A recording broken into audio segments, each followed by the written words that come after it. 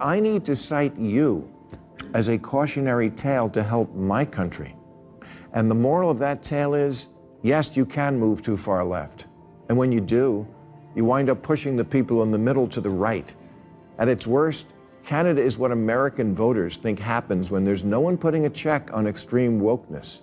And have you ever seen the Eurovision Song Contest? They actually listen to that crap.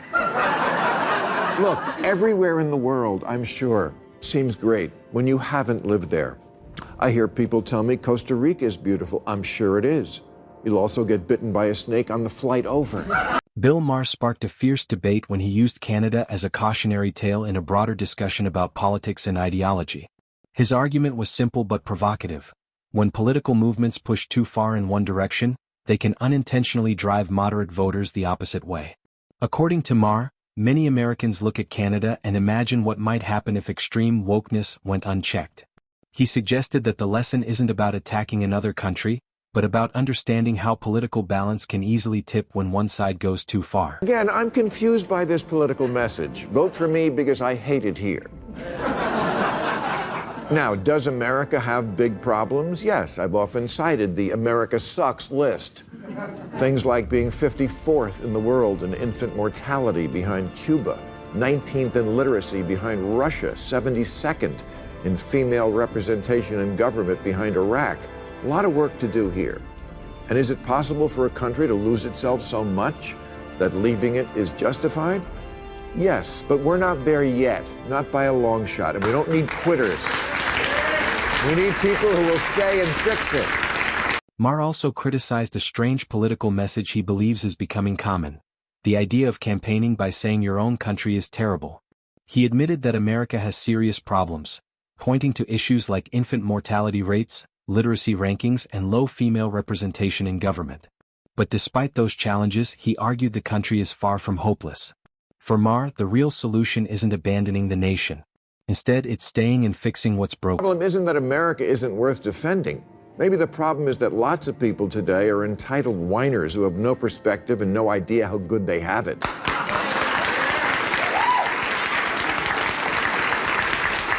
59% of self-identified liberals say there have been times when they considered leaving America for good, like after NBC canceled The West Wing. I don't get it. You want so badly for every immigrant to come to this country and experience the good life, but somehow it's so terrible you want to leave? According to Maher, America doesn't need quitters.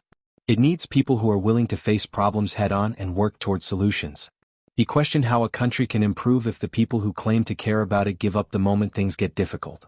In his view, real patriotism isn't blind loyalty or constant criticism. It's commitment. It's about staying, pushing for reform, and doing the hard work necessary to make things better.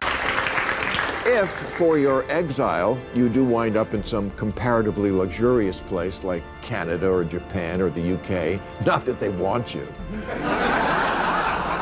At best, you'll be trading a bunch of stuff you hate about this country for a bunch of stuff you'll soon hate about your new home.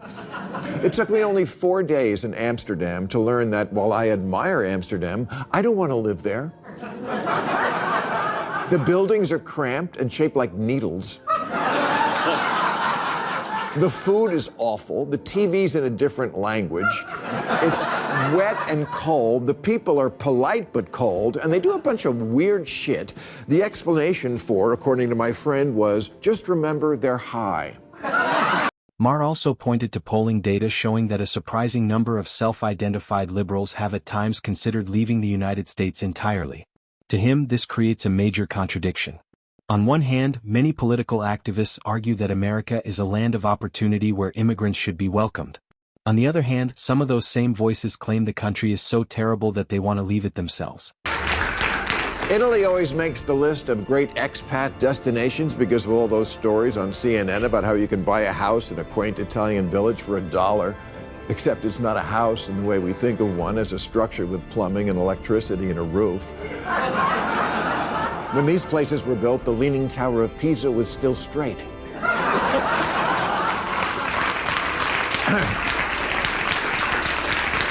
Sure, you can spend $100 grand to make them livable, and I'm sure it's no problem to find reliable workmen in rural Italy who you'll then fall in love with, like in Under the Tuscan Sun, but...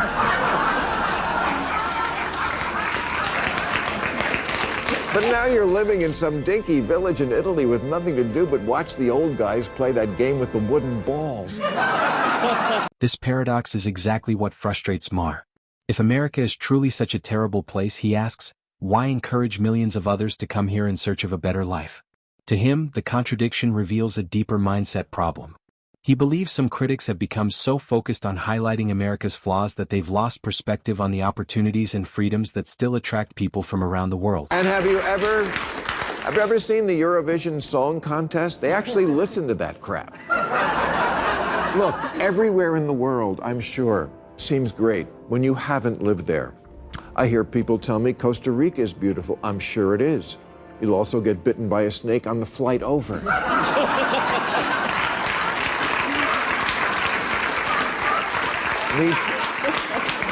The travel site Lonely Planet describes Sri Lanka as endless beaches, timeless ruins, welcoming people.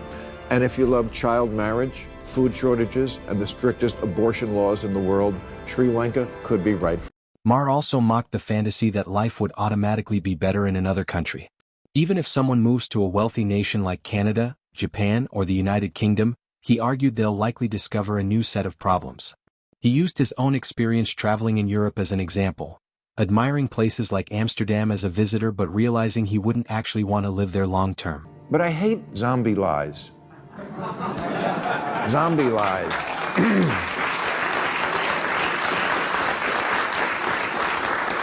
That's when things change, but what people say about them doesn't.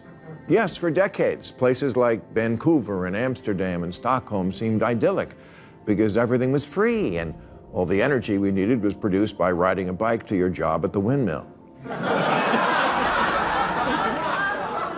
Canada was where all the treasured goals of liberalism worked perfectly. It was like NPR come to life. But with poutine. Canada was the Statue of Liberty with a low-maintenance haircut and cross-country skis, a giant idealized blue state with single-payer health care, gun control, and abortion on polite demand.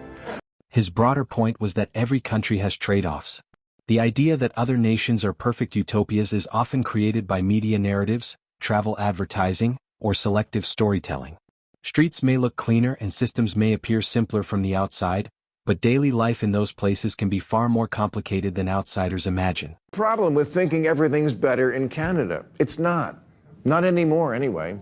Last year, Canada added 1.3 million people, which is a lot in 1 year, the equivalent of the U.S. adding 11 million migrants in 1 year. And now, they're experiencing a housing crisis even worse than ours. And we're sleeping in tents. The median price of a home here is $346,000. In Canada, converted to US dollars, it's $487,000. If Barbie moved to Winnipeg, she wouldn't be able to afford her dream house, and Ken would be working at Tim Hortons.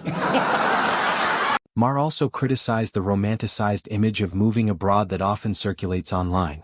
Stories about buying a cheap home in an Italian village might sound appealing, but the reality is often very different. Many of those homes require massive renovations, lack modern infrastructure, and are located in remote towns with limited job opportunities. So does their vaunted healthcare system, which ranks dead last among high-income countries in access to primary healthcare and ability to see a doctor in a day or two. And it's not for lack of spending. Of the 30 countries with universal coverage, Canada spends over 13% of its economy on it, which is a lot of money for free healthcare. Look, I'm not saying Canada still isn't a great country. It is, but those aren't paradise numbers. If Canada was an apartment, the lead feature might be America adjacent.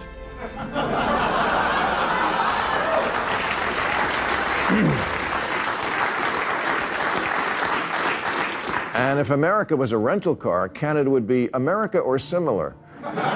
Canada, in particular, has often been presented as a dream destination for Americans frustrated with politics at home. But Maher pointed out that Canada faces serious challenges of its own.